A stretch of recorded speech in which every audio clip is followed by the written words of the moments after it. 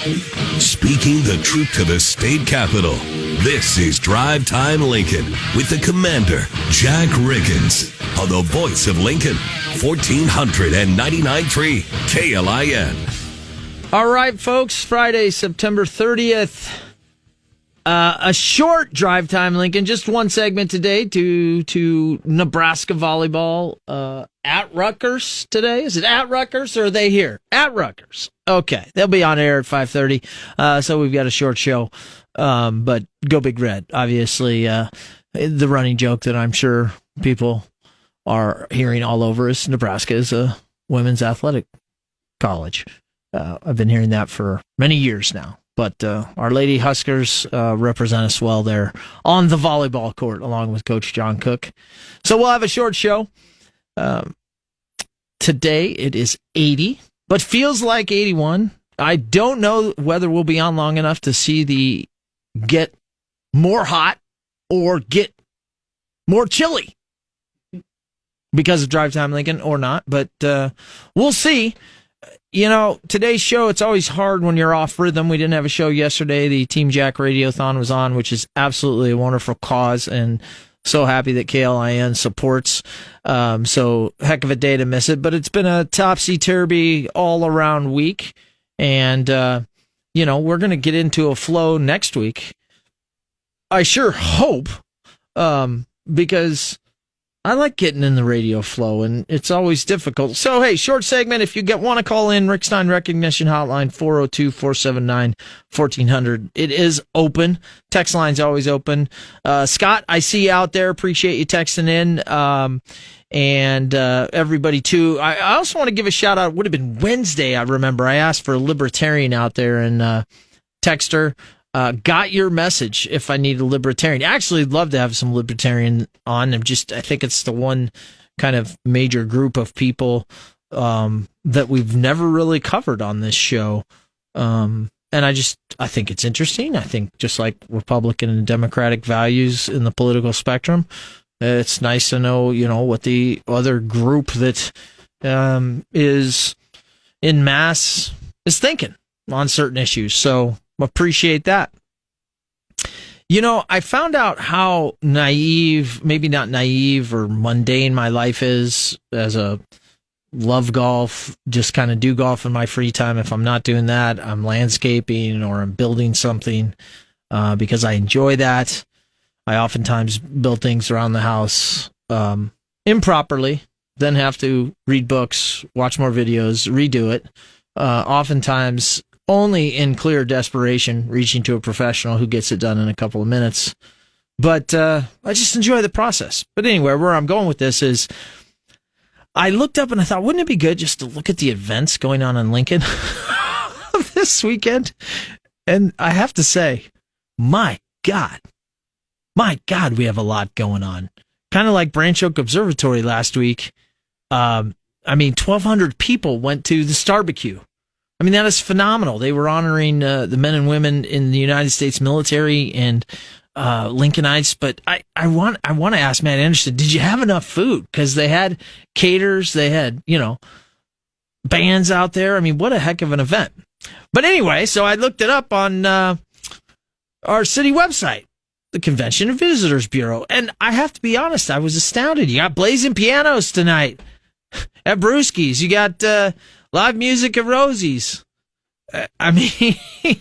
Carnifex. I don't even know what Carnifex is at the Royal Grove. It sounds like a band, says live music. I mean, you realize we're not a music show, so you'll have to excuse me for not being a DJ that's up to speed. And if there's one thing I'm extremely weak on, it is music.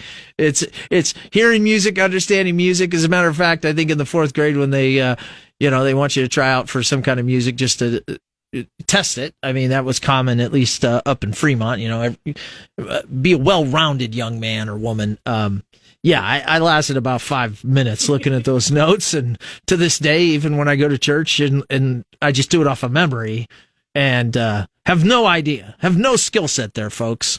But a lot of music. Zularius presents Jono Zale at the Zoo Bar tonight. Man, If I miss somebody, I'm sorry. You guys have so much going on. Actually, that's on Saturday, Sunday. I mean, it's all over the place. I'm different stuff out there. I'm checking out Lincoln Stars versus Sioux Falls. That's tonight. Oh, really? No, wait. Husker Hoops has a big dealio tonight? Is that right? Opening night with Husker Hoops?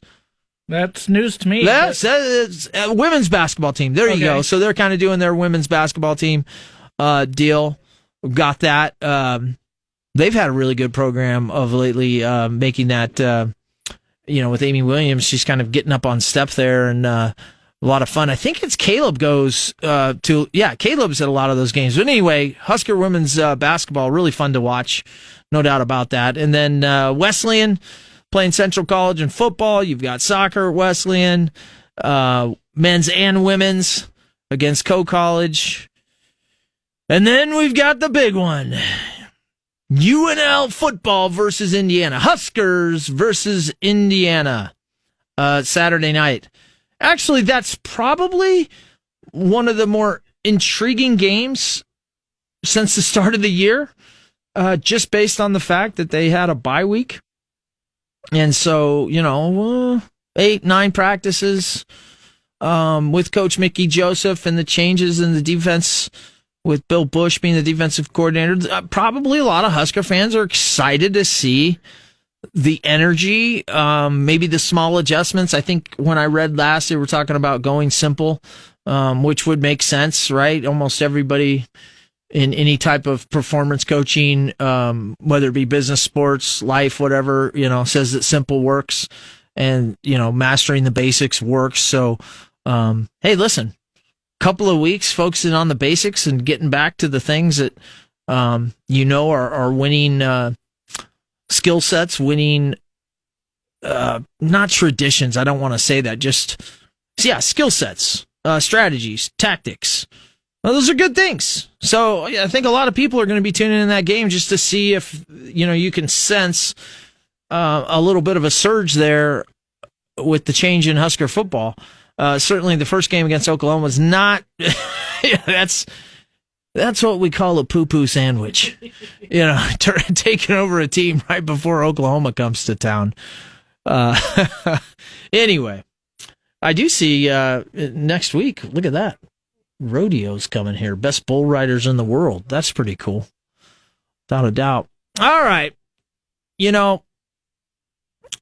I've talked a lot about this week, some of the different Twitter accounts. Seeing Red Nebraska, it's one of my favorite on the left side, as well as Nebraska Freedom Coalition on the right side, because they spar and, oftentimes they're very informed. Sometimes the way they present things, you may not agree with, but watching it, one thing that's been very interesting to me as we lead up to November is where we're at as a country, as a society, and needing to say things to get elected, but not necessarily to truly represent the way you're going to govern or make decisions once in office.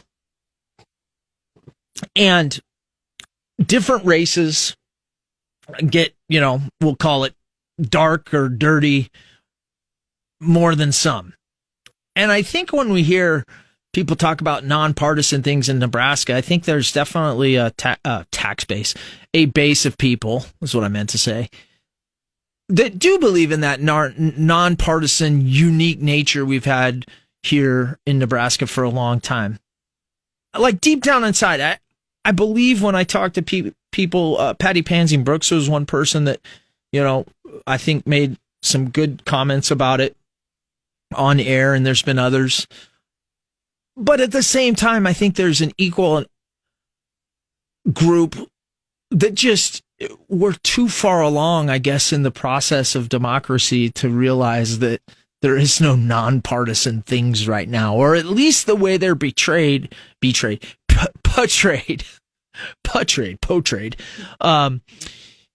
in media, on the radio, on social media. And And so that's just, it's an interesting deal for Nebraskans.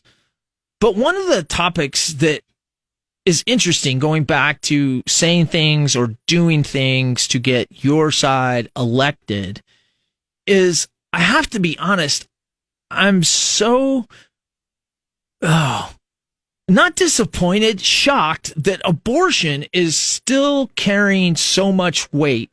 Now, some people would say, well, it's because the decision was made during the Biden presidency and, Democrats are really running hard on that because it's a way to motivate their base against conservatives, right, who, are pro-life.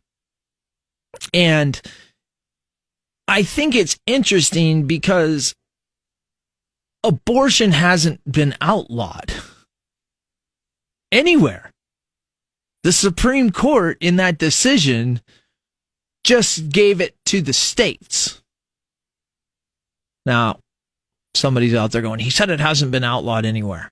I'm not aware. Maybe there is a state that said abortion's completely illegal. It's not here in Nebraska. And that's what we're talking about. But I don't understand, other than a sales pitch, the political rhetoric leading up to elections about it. The Supreme Court said that the abortion decisions should be made by states, and in this case, states' legislatures, which all the Supreme Court said was pushing it closer down to the people so that each one of us has a chance to want to live in different places that more represent our values, knowing that under the greater architecture of the United States, there's going to be pockets of people with different values, and that's okay. Abortion being one of them. But to me, hammering on abortion, right, as, say, an opponent of a Republican, just doesn't seem to make any sense. Now, I'll give you the flip side of that when I look, and some stuff I've been very vocal about on here, which is, if you're talking about from the conservative side, of which I'm in support of age-appropriate materials in school. Okay, so let's keep it at that argument, folks. What I just said was age-appropriate materials. That is a different issue than LGBTQ rights. That's a different issue than, whether trans women, who began as men, play sports. Those are different issues. But then that gets wrapped up. So sometimes the right throws that in there, right? And all of a sudden that becomes, anti-LGBTQ rights, when conservatives are saying, and you have to be careful if you're a conservative, you have to clarify what it is you're arguing for or against and why. Right? So I often see age-appropriate materials, for instance, like in the school board races, get, from the right, a little thrown into a broader architecture of LGBTQ rights, when I don't believe politicians want it to.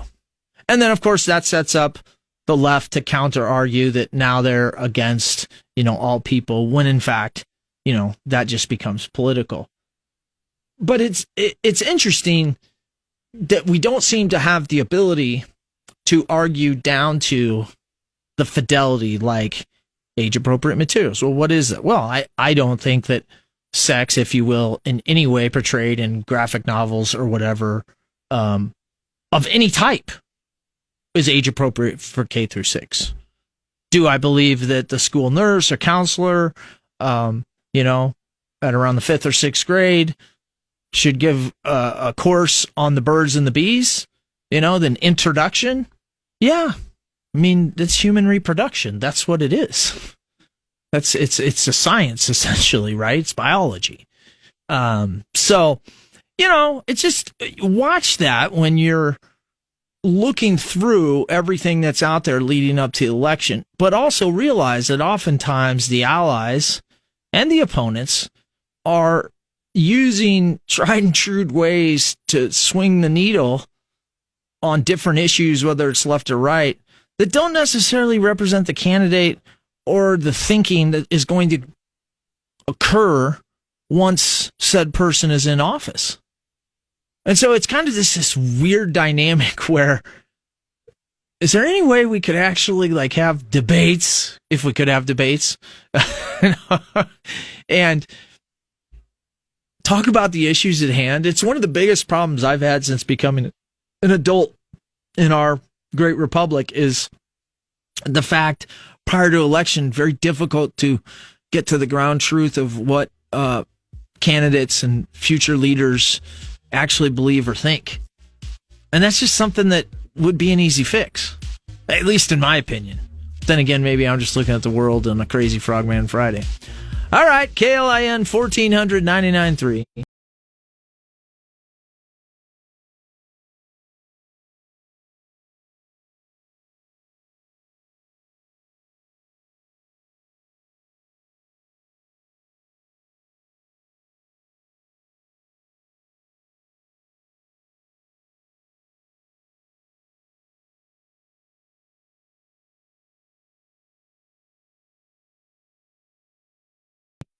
You're getting the 411 from DTL with Commander Jack Riggins on 1499.3 KLIN. All right, we're back. Short Drive Time Lincoln today. We're going to be off air here at 5:30, which is in 2 minutes, and we're going to turn it over to Nebraska volleyball at Rutgers. I'm sure to John Baylor and Lauren Cook West, or Low Westy, one of the best handles out there on Twitter or Instagram, one of the two. I don't know. Either way, they're great on the call for Husker volleyball. John Baylor's a pro. I mean, he truly is the voice of Husker volleyball, and just an energetic, fun. And you get Low Westy on there giving color commentating insights into volleyball. It's pretty interesting. Nebraska's been so spoiled with radio coverage across football and volleyball, and probably some sports I'm missing, with our own Grill Master Chris sometimes on the call over the years, but going back to the 1970s, as far as I can remember. So pretty cool. Anyway, the show will be short. Hey, there's a lot going on in Lincoln this weekend. The weather is still phenomenal. I mean, it totally is. We are San Diego, California, Lincoln, Nebraska, all the way till Thursday next week, Friday. I mean, 70s, 80s, down to 50. So, I mean, just get all after the outdoor activities as best you can until, you know, the White Walkers come over the wall and winter comes. Yeah, I mean, Game of Thrones reference there, folks. I'm rewatching it. One of the things we're going to attack next week is the 58-page report of the police assessment, 21st Century Policing, a group that did the assessment. I think it's curious what's been let out so far, but I need to read the report. I'm going to take the weekend to do that, and then provide some thought on that, maybe get some other experts in here to talk about it. In the end of the day, I just want officers. I want street officers, and I want modernization. That in and of itself will begin